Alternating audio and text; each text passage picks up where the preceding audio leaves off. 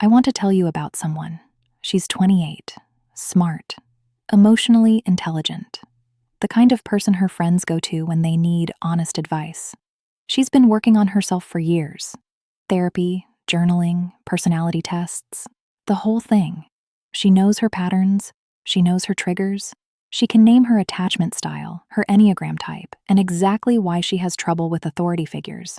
She is, by every measure, deeply self-aware, and she is completely stuck. She hasn't applied for a new job in 2 years because she knows, she's identified, she's analyzed, that she has a fear of failure. She knows where it comes from. She even knows what it's costing her, but she hasn't moved.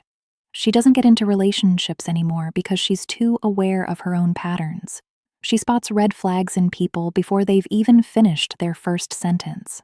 She's so good at predicting how things will go wrong that she never lets them go anywhere at all. She overthinks every conversation she has, analyzes every interaction after it happens, replays meetings in her head at 2 a.m., mentally editing what she should have said differently.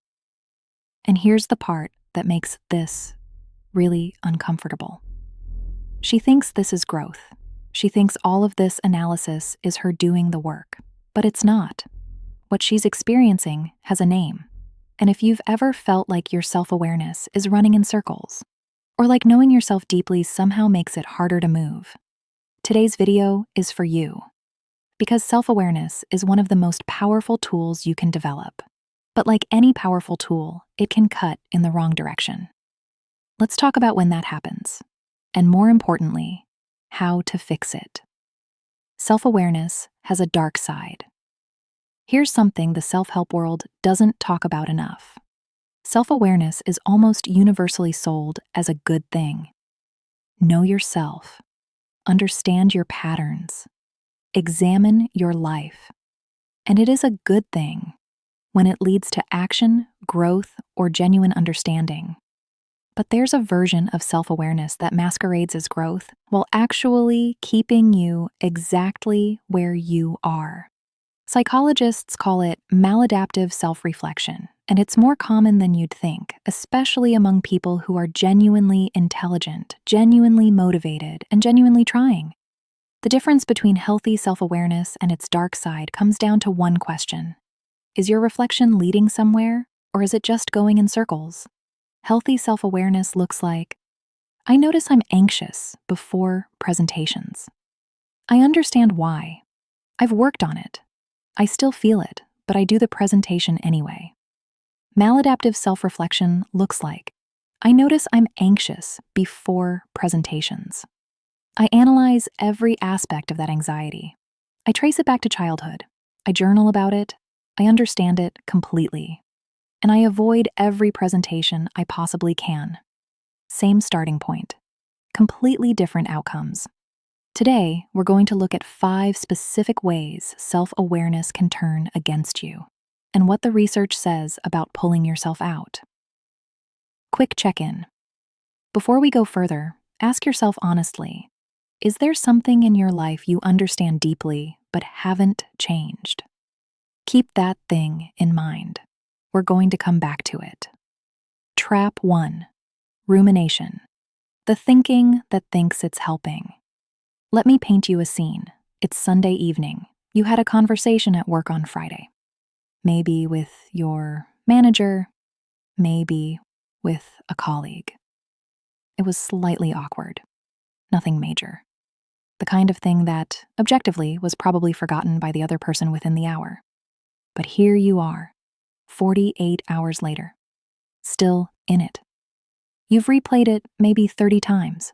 You've analyzed your tone, their tone, the pause before they responded, what they might have meant, what you should have said, what it reveals about your communication style, what it means for how they see you. And somehow, the more you think about it, the worse it gets. That's rumination. And it is the most convincing impostor in the world because it feels exactly like self-reflection. Here's the difference. Self-reflection asks, what can I learn from this? It processes the experience, extracts something useful, and moves on. Rumination asks, What does this mean?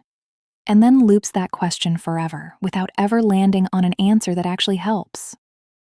Research from clinical psychologist Susan Nolan-Hoeksema, who spent decades studying this, found that people who ruminate don't just feel worse, they actually make worse decisions. They're less motivated, and they're significantly more likely to develop depression and anxiety over time. Here's the really uncomfortable part. Highly self-aware people are often more prone to rumination, not less.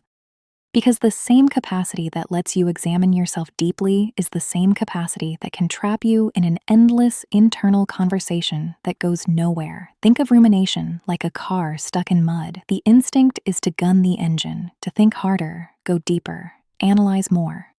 But all that does is spin the wheels and dig you in deeper. What you actually need is to stop the engine, get out of the car, and find some traction somewhere else entirely. What to do? Instead, the research points toward something called expressive writing, not journaling for analysis, but writing to process and close. You write about the experience with the intention of reaching a conclusion, not revisiting the evidence. The prompt that actually works: what is the most useful thing I can take from this, and what am I going to do differently? One answer, one action. Then you close the notebook. The goal is not more insight. The goal is resolution. Raise your hand if you've ever replayed a conversation so many times you couldn't remember what actually happened versus what you imagined. Yeah, that's the mud. We've all been there. Trap 2, paralysis by analysis. When knowing too much stops you from doing anything. Here's a question. Have you ever spent so long researching a decision that by the time you were done, you felt less sure than when you started? You wanted to start a side project, so you researched the market. Then you researched your own strengths. Then you took a career assessment. Then you read about people who failed at similar things. Then you considered what your attachment to success says about your relationship with validation. And somehow, weeks later, you haven't started. But you really understand why you haven't started. That understanding, not as useful as you think. There's a famous study by psychologist Timothy Wilson where people were asked to analyze why they liked certain posters before choosing one to take home. What they found was remarkable. The people who did the most analysis were actually less satisfied with their choices afterwards. Because introspection had overridden their instincts and replaced them with a theory. Self-awareness can do the same thing. When you become too aware of every variable, every potential failure mode, every psychological reason, you might be drawn to something for the wrong reasons. You don't make better decisions. You make slower ones, or no decision at all. You know those sports commentators who can break down every micro movement in a football player's technique. Incredibly useful for analysis, completely useless in the middle of the game. If that player stopped mid-run to analyze his own stride pattern, he'd get tackled instantly. There's a time for analysis and a time for movement. Self-awareness is most useful before and after the game, not always during it. What to do instead? Set what I call a decision deadline. Give yourself a fixed amount of time to gather information and reflect. When the time is up, you decide. Not because you have perfect information, but because waiting longer rarely gives you that anyway. And here's the reframe that actually helps. The goal is not to make the perfect decision. The goal is to make a good enough decision and then make it right through execution. Action creates information that analysis never can. Trap 3. Self-awareness feeding. Impostor syndrome.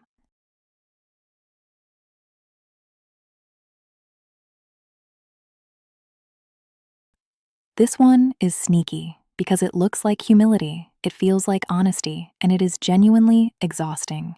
Here's how it works. You're given a new responsibility at work, a promotion, a project, a room full of people expecting you to lead something. And because you're self-aware, you immediately do a full internal audit. You know your gaps. You know the areas you're still developing. You know the times you've fallen short before. You can list in impressive detail every reason why you might not be the right person for this. Meanwhile, the person next to you, objectively less capable, walks in with complete confidence because they haven't done that audit. They don't know what they don't know. And here's the cruel irony. Your self-awareness, which should be a strength, has actually made you feel less capable than someone who is objectively less capable than you. This is what psychologists call the Dunning-Kruger effect in reverse.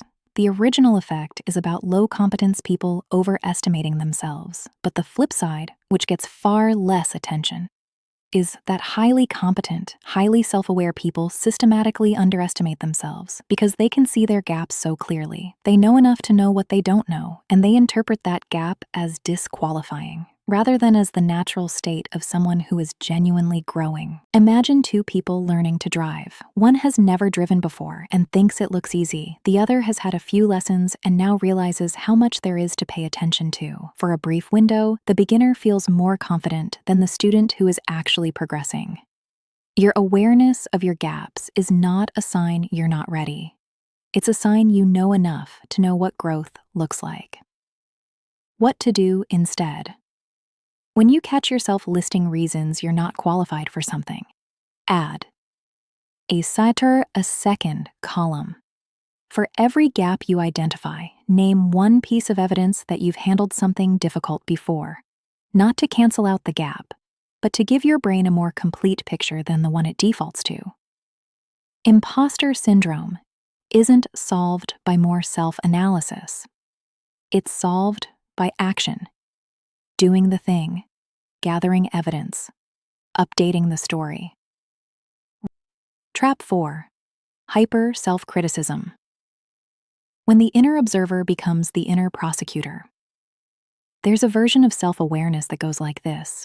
You make a mistake, something small. You snapped at someone, you missed a deadline, you said something you immediately regretted. And instead of processing it and moving on, your self-awareness turns into a courtroom. You're the witness, the prosecutor, and somehow also the defendant. The case runs for days, possibly weeks. You can articulate exactly what you did wrong, why you did it, what it reveals about your character, what it means about your progress, and what it suggests about patterns you haven't fully resolved yet. And none of that is helping you do better next time. Here's what the research actually says about this.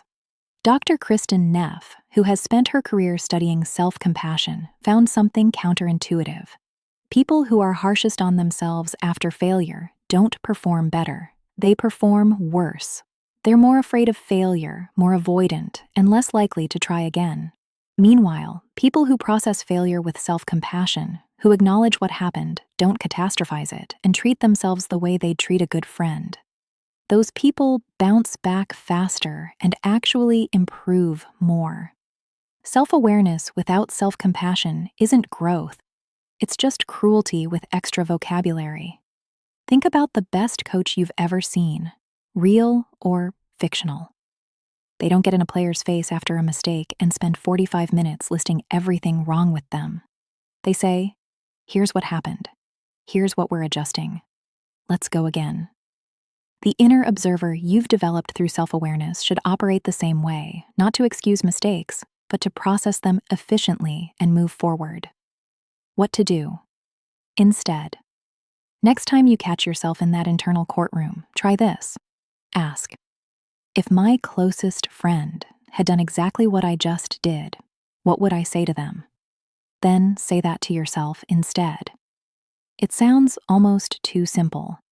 But research consistently shows it works because it activates a completely different psychological response than self-criticism does. It closes the case instead of reopening it. Trap 5. Self-awareness as identity cage. When self-knowledge becomes a story you can't escape.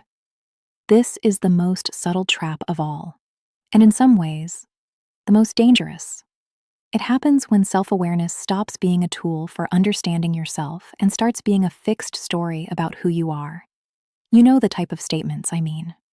I'm just an anxious person. I'm not good in social situations. That's just how I am. I've always been bad at follow-through. I'm someone who struggles with intimacy. All of these statements started somewhere real. They came from genuine self-observation, from actual experience. But somewhere along the way, they stopped being observations and became identity. And identity is incredibly resistant to change because changing it feels like a threat to who you are.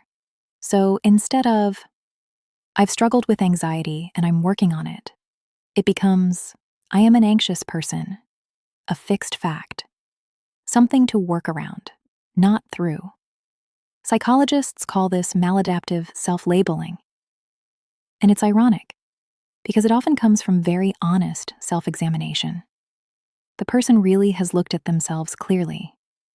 They've just made the mistake of turning a pattern into a permanent definition. Imagine a weather app that showed you only historical data. Last year it rained here on this date, so it shows rain today.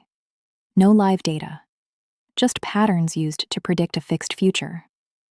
That's what happens when self-awareness calcifies into identity. You use who you've been as a ceiling on who you can become.